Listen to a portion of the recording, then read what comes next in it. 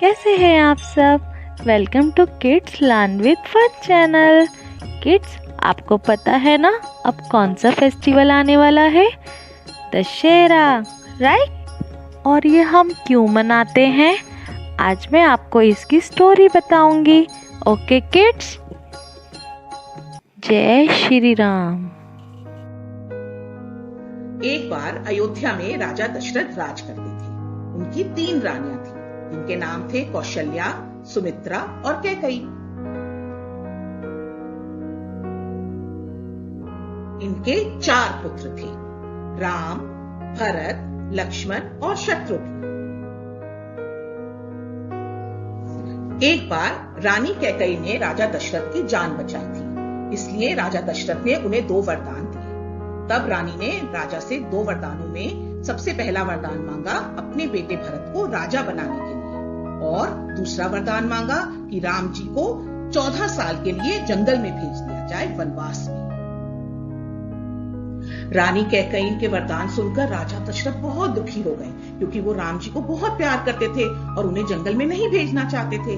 लेकिन उन्होंने प्रॉमिस कर दिया था, और प्रॉमिस करके तोड़ना नहीं चाहिए ना, इसलिए राजा दशरथ मान गए। दुखी मन से माना उन्होंने राम को वनवास भेजने के लिए।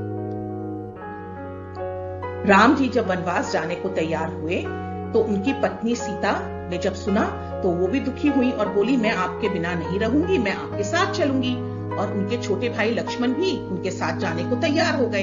इस तरह राम, सीता और लक्ष्मण वनवास के लिए निकल पड़े। जब राम, सीता और लक्ष्मण जंगल में रह रहे थे तो वहां एक बहुत बड़ी राक्षसी आई। उसका नाम था शूर्पणखा, और वो उन तीनों को तंग करने लग गई। तो लक्ष्मण जी को गुस्सा आ गया। उन्होंने उस राक्षसी के नाक और कान काट दिए और वो रोती रोती वहां से भाग गई। शूर्पणखा रोती रोती अपने भाई लंका के राजा रावण के पास गई। वही रावण जिसके 10 सिर थे, मालूम है ना आपको। और शूर्पणखा ने जब अपना हाल सुनाया तो रावण को बहुत गुस्सा आया और उसने सोचा कि वो कैसे राम जी से और लक्ष्मण जी से बदला ले। एक दिन जब सीता अकेली थी अपने कुटिया में, तो रावण ने साधु का वेश बनाया, साधु की तरह तैयार होकर सीता जी के पास आया और उनको उठाकर ले गया अपने पुष्पक विमान में। पुष्पक विमान हवा में उड़ सकता था, जैसे आजकल एरोप्लेन उड़ते हैं ना। उस टाइम पे रावण के पास, रावण ही एक ऐसा था राजा जिसके पास पुष्पक विमान था जो जादू से हवा में उड़ता था। रावण सीता जी को लंका ले आया और उन्हें अशोक वाटिका में कैद कर दिया। जब राम और लक्ष्मण वापस कुटिया में आए, उन्होंने देखा सीता जी वहां नहीं है, तो दोनों बहुत दुखी हुए और पूरे जंगल में घूम घूम कर सीता जी को ढूंढने लगे। हे सीता, तुम कहां हो? उन्होंने सारे फूल, पत्ते, जानवरों से पूछना शुरू किया कि सीता जी को देखा है कहीं पे। जंगल में घूमते घूमते राम जी और लक्ष्मण जी को हनुमान जी मिले, और हनुमान जी से राम जी ने सहायता मांगी कि प्लीज मेरी हेल्प कर दो, मेरी पत्नी सीता खो गई है, आप पता लगाओ वो कहां पर है। हनुमान जी उड़ सकते थे, आपको मालूम है ना, वो पवन पुत्र थे, उनको उड़ने का वरदान प्राप्त था।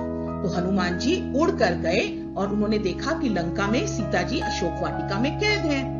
उन्होंने वापस आकर राम जी को बताया कि सीता को लंका के राजा रावण ने कैद करके रखा हुआ है।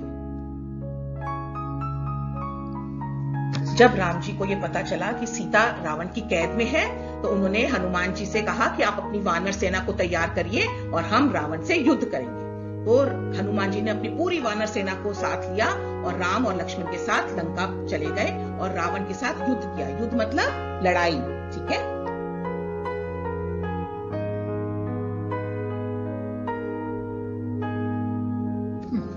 बहुत दिनों तक दोनों सेनाओं में युद्ध होता रहा और कई लोग मारे गए, लेकिन आखिर में राम जी ने रावण को मार गिराया और उसके साथ उसके भाई कुंभकर्ण और रावण के बेटे मेघनाद का भी वध कर दिया। और ये देखिए, ये है रावण जिसके 10 सर हैं, इसको राम जी ने मार गिराया। और उसके बाजू में है कुंभकर्ण जो रावण के भाई थे, इनको भी राम जी ने मार गिराया। और मेघनाद जो कि रावण का बेटा था, उसको भी राम जी ने मार गिराया। और इस तरह युद्ध का अंत हुआ और सीता जी को राम जी ने छुड़ा लिया। तभी आप जानते हैं कि हम दुशहरे वाले दिन रावण, मेघनाद और कुंभकर्ण का पुतला जलाते हैं, क्योंकि ये सब बुराई के प्रतीक हैं। ये सब बुरे लोग थे और इनको जलाकर हम दिखाते हैं कि अच्छाई की हमेशा जीत होती है और बुराई हमेशा हारती है। जब रावण, मेघनाद और कुंभकर्ण को मारकर सीता जी को बचाया राम जी ने, तो उसी टाइम उनके 14 साल का जंगल का वनवास भी खत्म हो गया, तो वो वापस अयोध्या के लिए चल दिए। जब अयोध्या वासियों ने सुना कि राम जी वापस आ रहे हैं, तो सब बहुत खुश हुए। सबने अपने घरों में दिए जलाए, रंगोली बनाई और मिठाई बांटी। इसीलिए दुशहरा और दिवाली का त्योहार बुराई पर अच्छाई की जीत का त्योहार है। तो बच्चों, हमेशा हमें अच्छी बातें सीखनी चाहिए और अच्छा इंसान बनना चाहिए। तो कैसी लगी आपको ये दिवाली और दुशहरे की कहानी? तो बच्चों, आप सब हमेशा खुश रहें और आपके परिवार को happy Dussehra and happy Diwali.